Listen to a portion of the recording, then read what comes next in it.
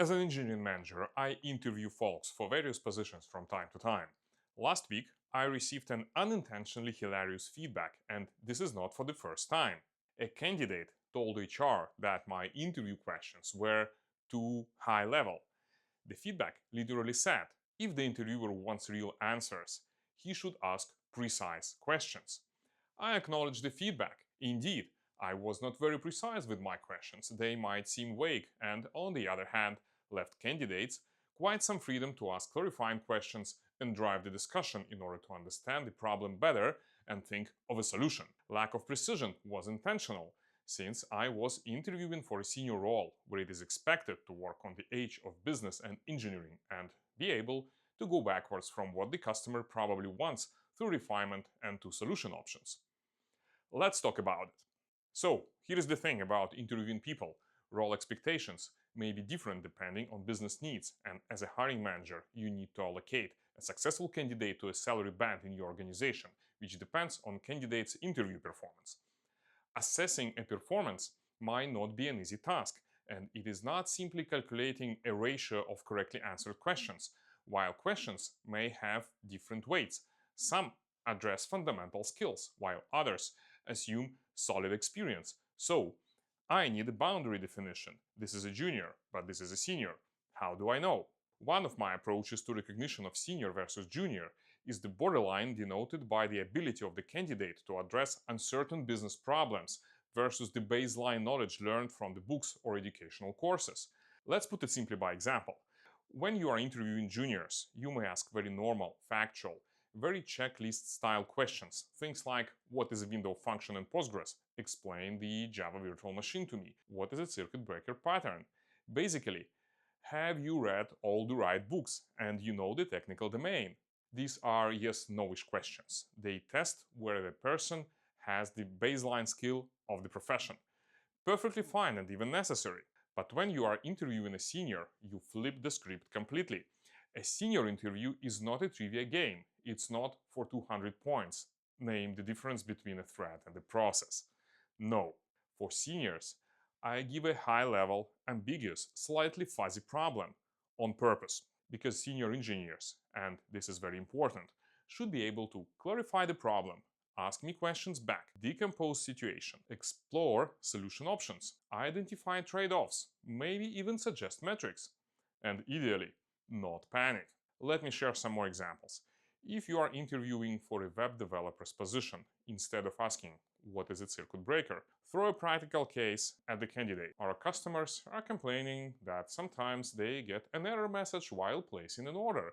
Please guide me through a possible investigation of the issue and offer solution options. This question will come to a system resilience discussion at some point, and you will check the hard skills as well. If you are interviewing for a leadership role in a marketing organization, instead of asking which metrics do you know or what is the return on investment metric, I would ask a broad question. I have a budget for a marketing campaign. How do I know that the budget is going to be spent effectively? This will trigger a discussion on what is worth measuring and whether a person can plan things and can define effectiveness. If this is a project management role, instead of asking what is a customer lifetime value metric, ask, let's discuss options on how to make customers come back to our shopping platform more frequent. And do not get me wrong, there is nothing bad with factual and precise questions. It depends on what your expectations are, who you are looking for, and to which extent you are ready to tolerate a lack of certain skills. You may start with the high-level questions, and if the candidate is not picking up due to lack of experience, you may lower your seniority bar if you like and start asking more certain questions. Please explain object-oriented programming to me. At the end, you may find out that the candidate is educated but still needs to grow to a senior role. And yes, it may also work from bottom up. If the candidate is good with the baseline questions, introduce him to more complicated cases where he can demonstrate his problem-solving abilities to the fullest. Of course, cases and questions from your real-life experience matter more than old-school things like how many window cleaners are in San Francisco or how many tennis balls fit into a Boeing airplane. In the end, and in my opinion, the level of technical knowledge between a junior with a potential and a strong senior is not much. Both should know everything that they have learned and worked with. Essentially, hard skills are almost the same. The only difference is just the ability to drive a solution end to end from a higher business level to a technical implementations.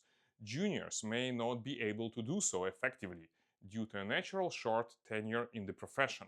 If a person claims many years of experience and are not picking up on the backwards approach from customer problems to technical solutions, this is a very red flag. Sometimes such candidates are rejected with the feedback not rising the bar, meaning all many years of experience are simply 1 year of experience repeated multiple times without much progress in the professional development. As an engineering manager, you don't want to work with such people. So what exactly many candidates are missing? Here is the wrong assumption many people do. High-level questions, bad questions. But in senior roles, a high-level question is not a trap, it's an invitation.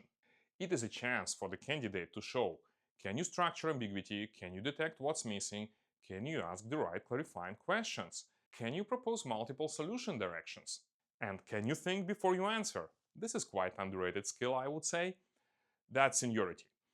If someone cannot function without perfectly defined instructions, then they are not dealing with ambiguity.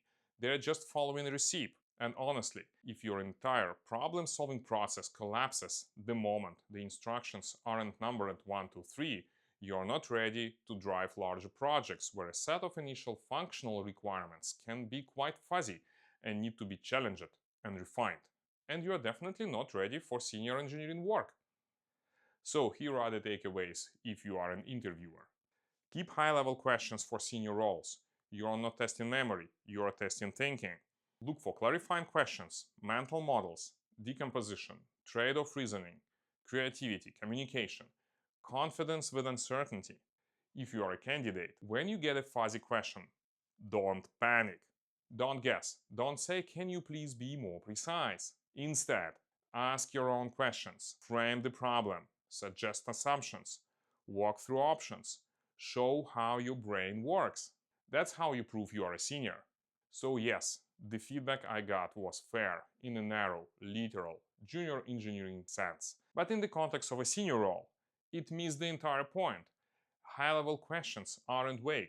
They are opportunities for the candidate to demonstrate problem-solving capabilities and shine. Thanks for watching. If you want me to make a video about how I actually structure senior level interview questions, drop a comment below and like the video. See you next time.